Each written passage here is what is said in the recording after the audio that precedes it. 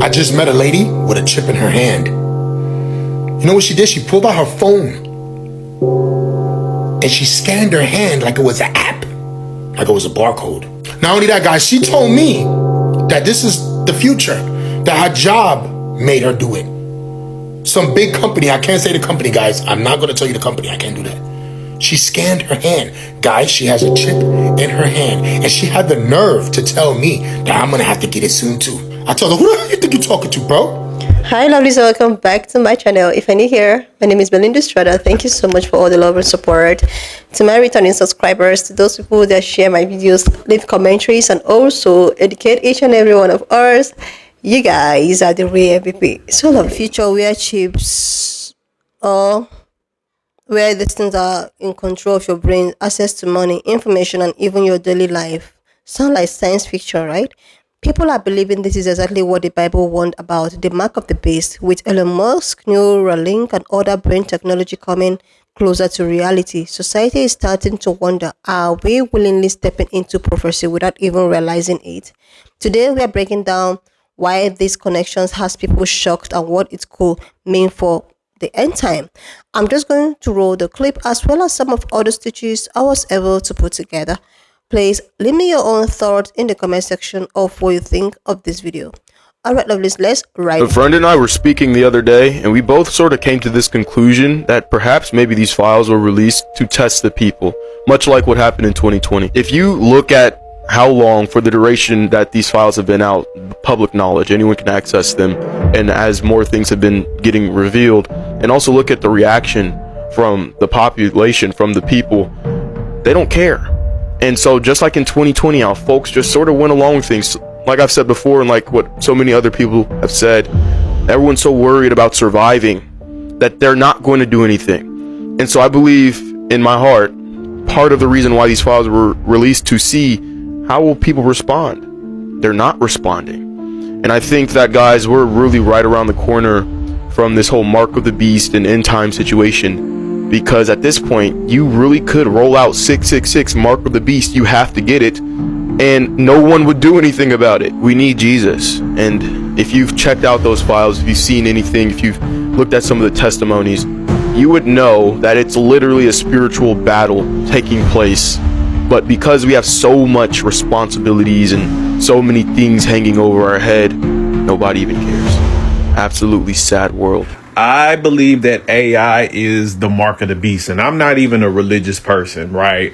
But if we want to get down that rabbit hole, I think it's going to be the equivalent of what religious people call the mark of the beast. I think AI within the next 5 to 10 years is going to take away jobs. It's going to take away purpose from humans, because humans' ability to produce, right, is how we, have meaning on this planet. Like, what can you produce to be a productive person in society? And I don't think people understand just how many jobs AI is going to take away. I mean, as far as entire sectors are going to be wiped off due to robotics and AI technology. And once those jobs are gone, they're already projecting anywhere between 40 to 90%. I'm going to say more on the conservative side and lean with the 40% of jobs that will be taken or impacted by AI and robotic. But that's still a large number. That means there's going to be a large percentage of people who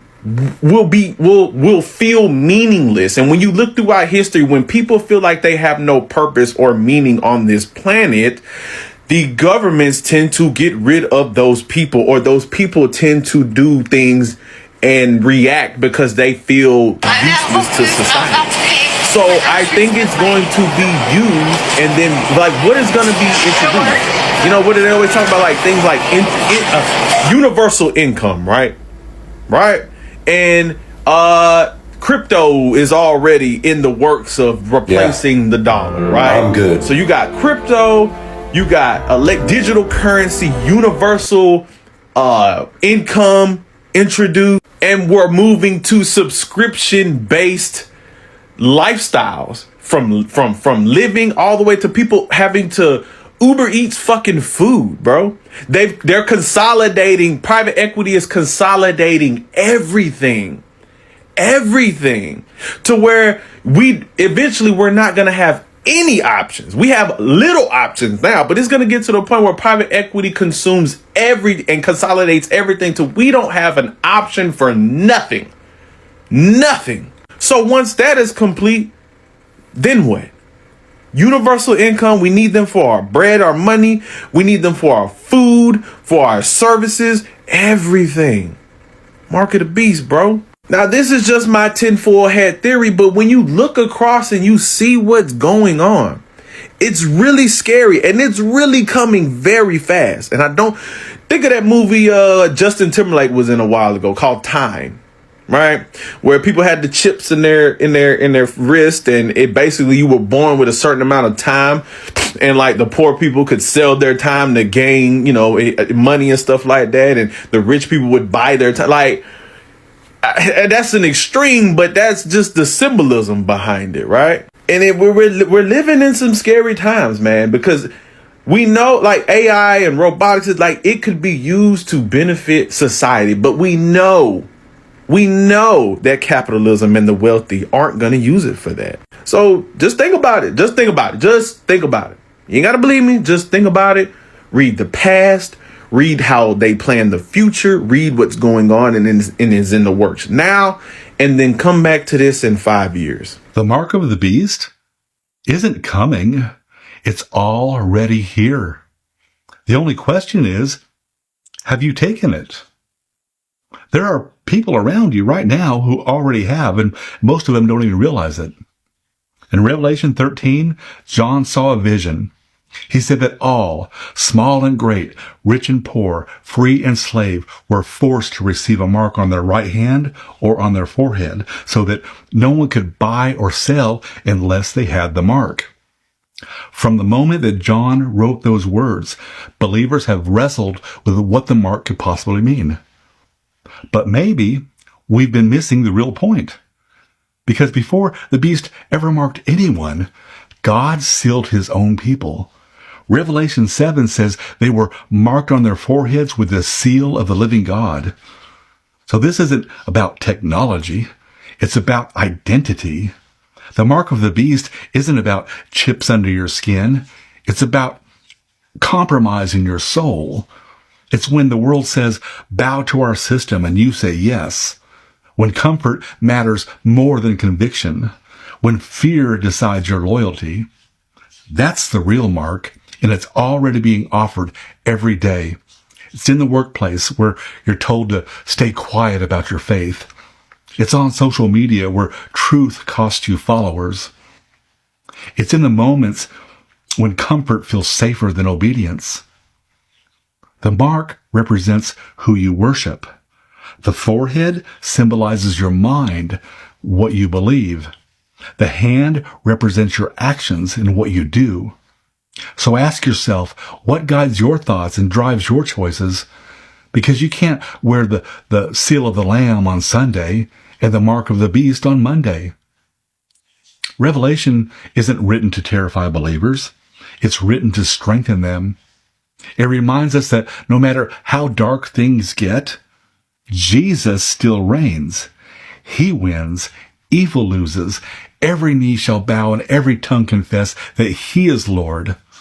So don't fear the mark of the beast. Fear living so comfortably in the world that people can't tell who you stand for. If you belong to Jesus, you're already marked. You're sealed by his Spirit, covered by his blood, and secured in his name. The beast may promise power, but only the Lamb delivers peace. And in the end, the mark fades, but the seal remains forever. That's the mark that matters. I'll see you in the next video. This isn't about chips in your hand or forehead. The mark of the beast according to the Bible, means actions, behaviors, and compromise. If someone receives the mark in the hand, it means they may not even believe in this false system, but they will go along with it anyway, out of fear, convenience, or pressure to buy and sell. They will compromise to save themselves instead of standing for the truth. Now, God's law can only be in the forehead. God only accepts true loyalty from the heart, not forced worship, not outward compliance. When the crisis comes, your choice will already be made because you're making it now. You either stand with the Lamb, sealed by obedience, or with the beast, marked with compromise. We are in the end times. Jesus is going to come back very soon, and a whole bunch of chaos is going to happen. One thing I want to talk about in the midst of this chaos is the beast mentioned in Revelation 13 and 14. It's really two beasts. People that are left behind once the trumpets go off are going to encounter these beasts. They're out there for destruction. They out there to wage war, do all the bad things, blaspheme God, everything bad. They out there to persecute the believers still on earth. They make an idol so people could worship him. Revelation 13:15, he was then permitted to give life to the statue so that it could speak. Then the statue of the beast commanded that everyone refusing to worship it must die. Let's keep going. Verse 16, he required everyone, small, great, rich, poor, free, slave, to be given a mark on the right hand or on the forehead. And nobody could buy or sell anything without the mark, which was either the name of the beast or the number representing the name. And that number was 666. That's where 666 comes from. Without that mark, you can't buy anything. You can't sell anything. You can't buy no food.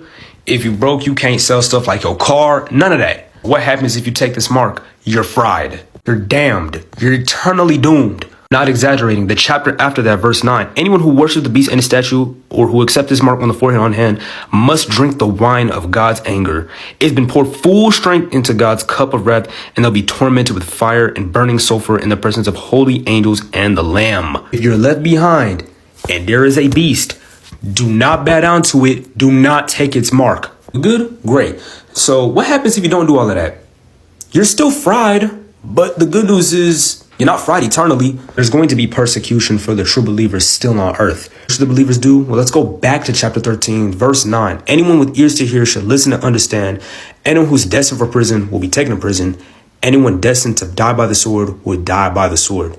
This means that God's holy people must endure persecution patiently and remain faithful. It's going to be rough for the people that are left behind. All the believers can do at that point is to remain faithful no matter what happens. If you don't get left behind, great. If you do, this is one of the things that's going to happen. Let's tell people about Jesus in these end times so nobody would have to go through all this. I hope this informed y'all. And if y'all want to know any more about the end times, just go ahead and read the book of Revelation. We're in an age where now is the perfect time to start reading if you haven't already. Peace. I just met a lady with a chip in her hand.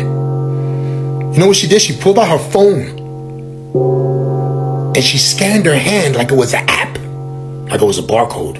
Not only that, guys, she told me that this is the future, that her job made her do it. Some big company, I can't say the company, guys. I'm not going to tell you the company. I can't do that. She scanned her hand. Guys, she has a chip in her hand, and she had the nerve to tell me that I'm going to have to get it soon too. I told her, who the hell you think you're talking to, bro? I'm not getting nothing.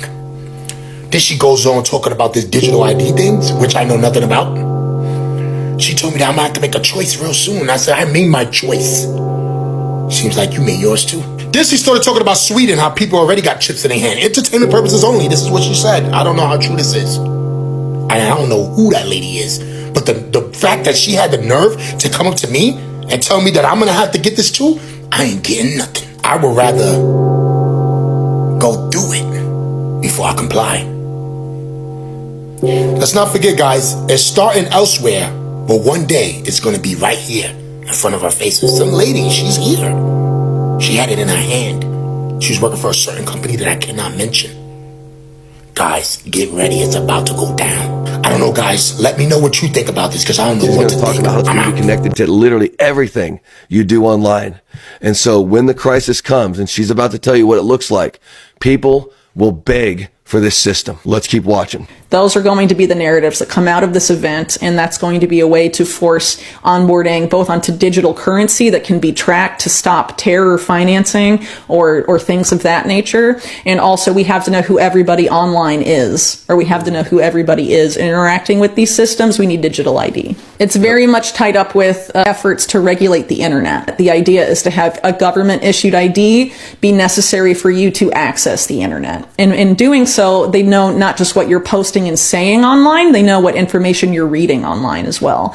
But the difference is once it's directly connected to a government issued ID, they could prosecute you for things like publishing misinformation and all of that. And there's actually been pushes from people like former Google CEO Eric Schmidt to punish people who publish alleged disinformation, and that the need that it's necessary to have IDs connected to social media accounts and to people's internet access as a means of facilitating those kinds of arrests or, law enforcement activity. Well, there's a couple of reasons why I think they'd want to have private banks have like a major role in this digital currency system to come. If there's a private sector entity banking you and managing your money, it's much easier for them to bank you than the federal government. So for example, if the Federal Reserve were to do a direct issue CBDC, it would be harder for them to freeze someone's bank account or debank them in any sort of significant way. And let me remind you, they did this in Canada. I'll never forget how they froze bank accounts of the people that were those truckers, those blue collar, regular people, middle class workers, whenever they were protesting the fact that they did not want to take the COVID-19 vaccine. They didn't want it. They wanted to work. They wanted to provide for their families.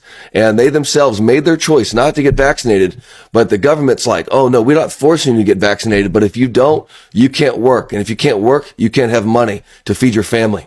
And so what they did is they protested, and they did a huge trucker protest in Canada, and Trudeau and his people froze bank accounts, ruined lives. And I'm telling you, that's not going to be the first time they're ever going to do this. This is coming. I believe things like that were a test, a pilot for what they're going to do in the future for anyone that goes against this system. Opposed to a private company where you have, for example, the digital dollar in the United States is also going to be a public-private model. You'll have the Fed, the central bank, working with the private banks that own the Fed in the United States, and that will be the partnership between them will be the system.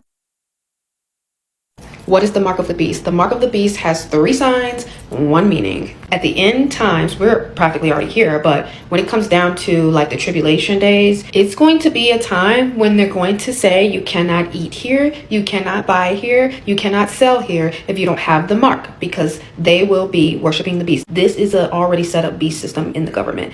You just may not see it or know it. Many of us who have already known the word already know it and already see the signs and have seen the signs. So basically the mark is the number 666. It's also a mark, an unknown mark, or the name of the beast. So the number 666 is the number of the name of the beast, and they will be placed on the right hand or on the forehead, not in, but on. It says it in Revelation chapter 13, verses 16 through 18. How we have already been programmed and set up for this whole system is through everything being technical and digital, like payments and microchips and all that stuff. It's been set up and desensitizing the masses, so that way when that comes into play, everyone would be so much more willing to accept it, because they're like, oh, it's not much different than when we used Apple Pay, or it's not much different than when we used Google Pay or Palm Pay, or like it's all desensitization, you know? And I'm not saying you can't use those things. Those things can make life easier or faster, seemingly.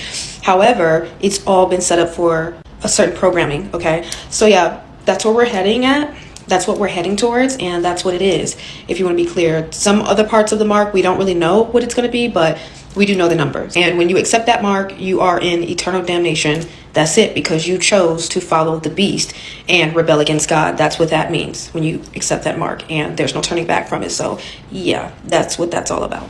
So lovelies, in recent years, conversations around technology have started to blur with ancient prophecy, and nowhere is this more evidence than the growing concern about neural implants and brain chips.